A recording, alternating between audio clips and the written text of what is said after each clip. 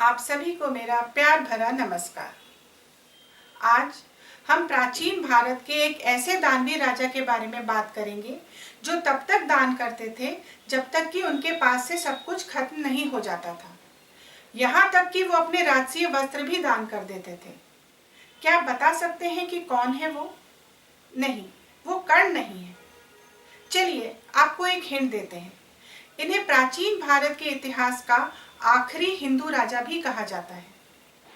अगर आपको हमारे द्वारा दी गई भारत की ये जानकारियाँ गौरवान्वित करती हैं तो वीडियो को ज़्यादा से ज़्यादा लाइक कीजिए और शेयर कीजिए ताकि प्राचीन भारत की ये भूली हुई इतिहास की बातें हर भारतीय तक पहुँचें। हमारे चैनल को अगर अभी तक सब्सक्राइब नहीं किया है तो सब्सक्राइब कर लें।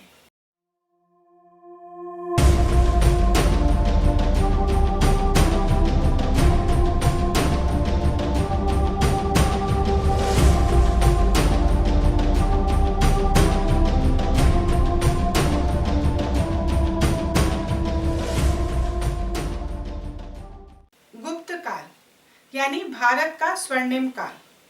इसके पतन के साथ ही भारत में एक बार फिर से राजनीतिक उथल-पुथल शुरू हो जाती है।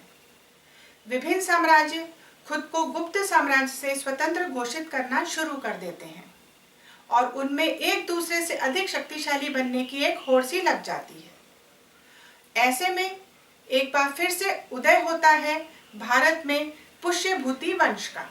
इस वंश का राज शुरू होता है स्थानीश्वर, जिसे आज थानेसर कहा जाता है। ये वर्तमान के हरियाणा में स्थित है। इस वंश का काल शुरू होता है 500 एडी के आसपास और 647 एडी तक रहता है। इसे शुरू भले ही राजा पुष्यभूति ने किया था, लेकिन उत्तर भारत के अधिकांश क्षेत्र को इसकी सीमाओं में मिलाया था इस वंश के आखिरी राजा हर्षवर्धन ने। इतिहास की दृष्टि से इस काल में एक महत्वपूर्ण बदलाव होता है। अब तक हमने देखा था कि मगध सिर्फ सबसे शक्तिशाली महाजनपद ही नहीं था, बल्कि समस्त राजनीतिक गतिविधियों का केंद्र भी था। जो राजा मगध पर राज करता था वो शेष भारत पर भी अपना आधिपत्य हासिल कर लेता था। लेकिन हर्षवर्धन तक आते आते मगध का महत्व कम हो जाता है और हर्षवर्धन कन्नौज को अपनी राजधानी बनाते हैं। तो 600 एडी आते आते मगध पीछे छूट जाता है और कन्नौज शक्ति का नया केंद्र बन जाता है। हर्षवर्धन का साम्राज्य भारत के पूरे पश्चिमी भाग, पंजाब को छोड़कर पूरा उत्तरी भाग, पूर्व में कामरूप यानी असम तक और दक्षिण में नर्मदा नदी तक फैला था।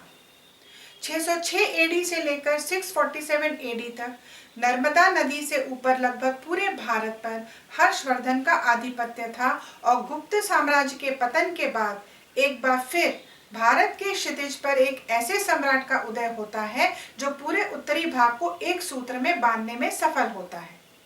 मात्र 16 वर्ष की आयु में ये राजा बना दिए जाते हैं।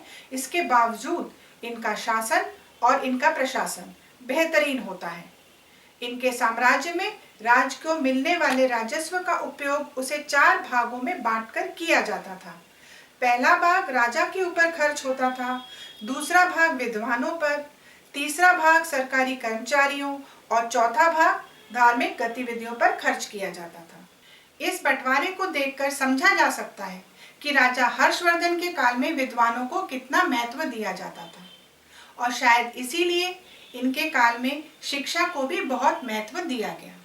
इसका सबसे बड़ा उदाहरण है नालंदा विश्वविद्यालय। आपको याद होगा कि गुप्त साम्राज्य में राजा कुमारगुप्त ने इस विश्वविद्यालय का निर्माण कराया था।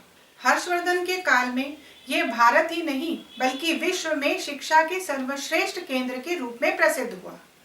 हेन सांग नाम का एक चीनी नागरिक जो नालंदा विश्वविद्यालय में पढ़ने आया था, वो भारत में 8 साल रहा और उसकी पुस्तकों में राजा हर्षवर्धन का विस्तृत उल्लेख मिलता है।